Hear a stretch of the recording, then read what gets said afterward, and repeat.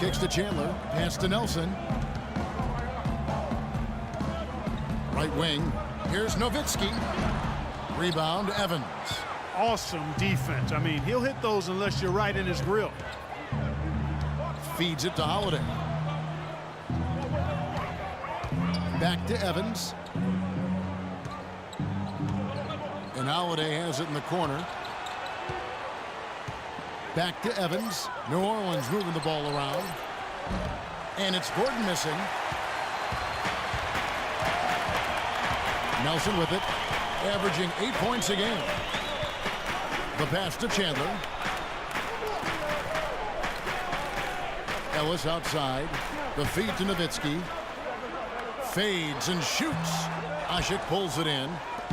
Omer Asik, one of the premier defensive centers in the league. He's got size, mobility, and a great IQ for defensive position.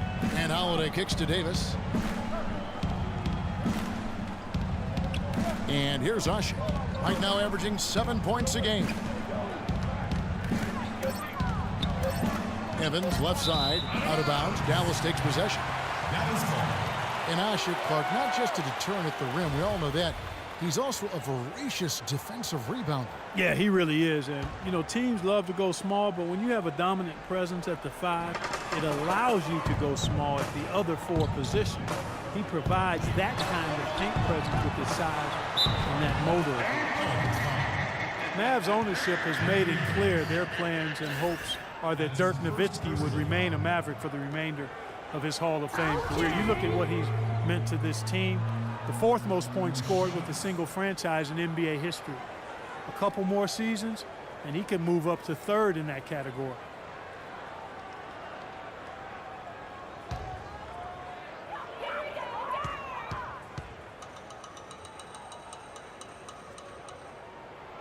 And that one misses. And Steve, you talk about Nowitzki's career with the Mavs, a perennial playoff contender with 2 trips to the finals. And, of course, the 2011 title. Well, he's been the cornerstone. I mean, not just a great player, but a great teammate as well. Just the way he approaches his work on a daily basis. The influence that he's had on that franchise is just remarkable. And the investment that they've made in him and vice versa has pretty much made the Mavericks over the last decade plus.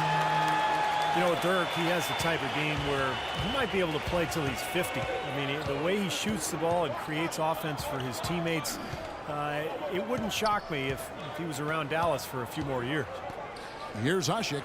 Quiet so far offensively, searching for his first points of the game. Here's Davis. The 10-footer finds the target. The Mavericks trailing. And Nowitzki signing a new contract with the Mavs at a discount. In fact, Clark, one of the biggest discounts I think his superstar has ever given his hometown team, trying to give them cap space to add some top talent. Yeah, I like seeing that because guys like Nowitzki and others that have made tremendous amounts of money are now at the point in their careers where they understand it's about trying to win and be competitive and to contend for championships. And not surprised, though, Dirk has been a model in every way since he's been in the league as a player and as a coach. Now here's Gordon after the miss from Tyson Chandler, and it's blocked. Here's Parsons. Again, the miss by the Mavericks. Difficult shot from mid-range, and the defense was all over him. Boy, I like the close out there, Steve. Well done. Evans outside. Dishes it to Asik. Kicks it to Holiday. All sorts of time.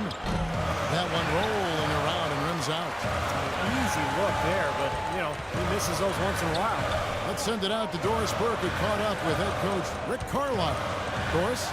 Yes, Kevin, he said their focus has to be on the defensive end of the floor, going up against a team that's so crafty offensively. He said we can't have that many lapses because they will take advantage. Guys, we'll see how they do. Back to you. And Doris, thank you so much. And guys, how do you view coach's strategy in terms of limiting those shooters? I think he's got the right idea. I mean, you've got to make the shooters as uncomfortable as possible. Well, that's easier talk than walk, Steve. I mean, they rarely get rattled. They shoot with such great composure, even under the most intense defensive pressure. And his shots are dropping right now. This quarter has been very kind to him.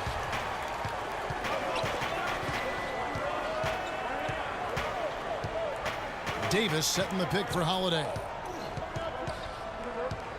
Pass to Ashe. Back to Holiday. Here's Evans. It's good. The assist that time from Holiday. Evans has got 5 points so far. And Dallas calls their first time out of the game. Tough loss coming against the Rockets in the last game they played. And, you know, coming down the stretch in that game, they didn't have all the guys they would have liked on the floor because of the foul trouble they were in. And as a result, Steve, they had to back down a little bit so they wouldn't get themselves into even more foul trouble.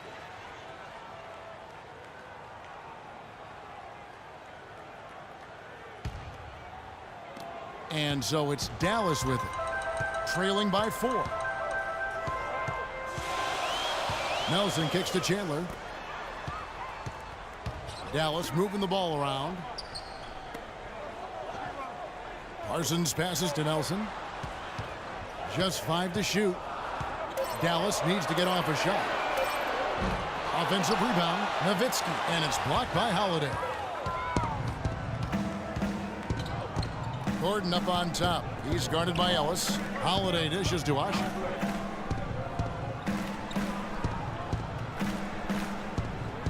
Davis with a screen on Nowitzki.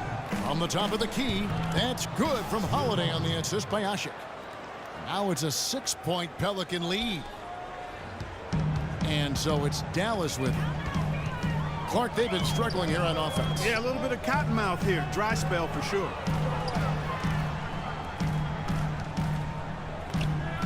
Out of bounds, New Orleans will take possession. It took some time, and fans might have been unsure for a while, but clearly the Pelicans have a direction for this team now, and I think they're a franchise on the rise. New Orleans leading by 6. Guys, this offense very effective. Going right at them. And this is where you just start picking apart the defense, and now you take their confidence away. You can really take control of this game. Out of bounds, New Orleans will take possession. And this gives us a chance to check out some league leaders, the top passing big men since we've entered the season's second half. 4th, Anthony Davis. Well, it takes tremendous feel for the game to be able to make the passes these big guys are capable of making out of that low post area. Absolutely, Steve. I mean, these fellas play in the high traffic area on the court, so the passing lanes for them are a lot tighter than they are out on the perimeter. Not nearly as much room. Passes it to Ashe. The dish to Evans. All sorts of time. Here's Davis. Kicks it out to Evans. And it's Holiday at the elbow to the inside. Ashe, the pass to Holiday. Back to Evans. Shoots a 3. Chandler with the rebound. Chandler's got 4 rebounds in this game. And with the Pelicans getting a franchise big like they did with Davis always helps, but they're also active in acquiring talent to grow around him. The defense just couldn't recover in time. Yeah, the D pretty much went brain neutral on that one, Clark. Wouldn't Yes, you? sir. I like that phrase. Yeah, I don't use that phrase very often, but to me, that's what happened. He shifted the brain into neutral. Yes, he did. That was embarrassing. That was a good rebound right there, but they haven't been very strong on the glass so far. Well, they've got to meet the energy that they're facing right now. So important to battle on the boards. Now, here's Ellis. He's coming off a 19-point game against Houston. Yeah, Kevin, he really set up shop at that foul line. I mean, they could not do anything with him defensively, and so he had to keep fouling. For the Pelicans, getting young talent is one thing, and they want to make sure, Clark, that they got the right talent to fit alongside their stars. Kevin, I really think sometimes the cohesiveness and the fitting of the parts is overlooked and undervalued. And the Pelicans are trying to make that a real priority. Not only do we want talent, but we want it to fit together nicely. You got to give them kudos for that. That's a good point. Devin Harris has checked in for Jameer Nelson. And the Pelicans making a change here as well. Ryan Anderson, he's checked in for Omer Ashe.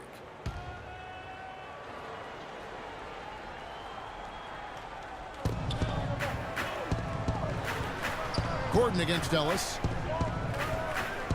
Gordon kicks to Holiday. Evans outside. He feeds it to Anderson. Just 5 to shoot. And it's going to be 2 free throws. Drew contact on the shot. Ryan Anderson, one of the sweetest shooting big men in the league. Deep range with that quick release. I'll tell you what, at his height, he doesn't need much daylight to get it off. And you look at Ryan Anderson, he's an efficient scorer. Like a lot of shooters, he doesn't turn it over much while getting his baskets.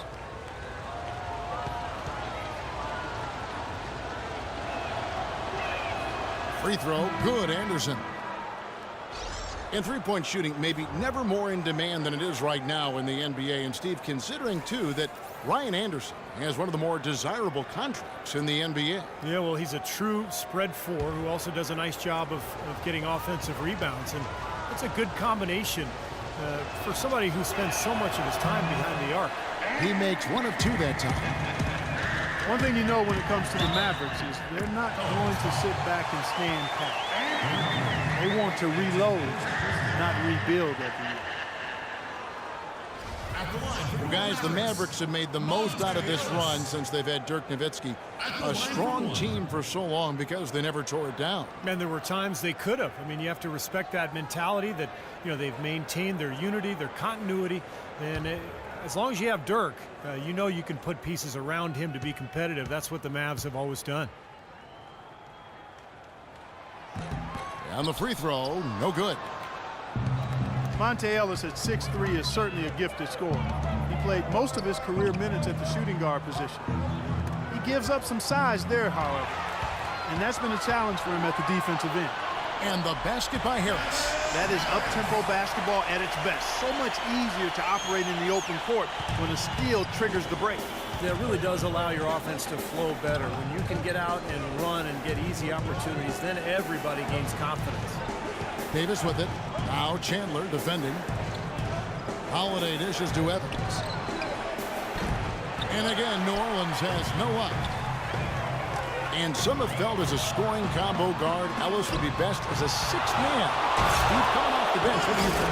I agree. You know, as talented as he is, you know, he's really kind of a combo guard who's a nightmare matchup for a lot of players. But he's not a true point, and he doesn't have that size that you want at the two-guard spot. So, to me, sixth man makes perfect sense. And so it's New Orleans with it, following the score by Dallas. Gordon against Ellis. Clock at 4. Shot by Gordon, wide open. Nice touch on the bank shot. Gordon's got his third basket of the night right there. And they have to mix it up defensively. That was just too easy. Holiday against Harris. Ellis outside. A 3-ball. That's good. Ellis has got 5. Well, they've gone on this run, and ball movement has been a big key. Yeah, they have the defense on the run right now because every pass seems to have a purpose. They're getting great movement, great spacing, and they're really lining them up defensively. Nobody anywhere close to him. Where's the defense? He's got to make that shot, though. Harris outside. Wright sets a screen for Harris. Wright, the pass to Harris.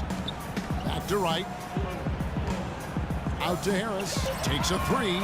Another 3 for Dallas. You know, even though he doesn't really have the long-range ability on a consistent level, he can knock down some open ones. They need a good offensive possession. Yeah, they've had a number of empty ones, a long time without a basket. I got to find something. You're right. Nice shot by Evans. They can't afford to give him that kind of look. Well, it came off a good screen, but still, as a defender, you've got to fight over the top of that. Now here is Harris. 5 points in the game. Wright outside. Pass to Harris. Nobody near Parsons. And it's off from three-point range. Here's Davis. Holiday with the 3. And it would have counted had it fallen, but it's offline. And we reach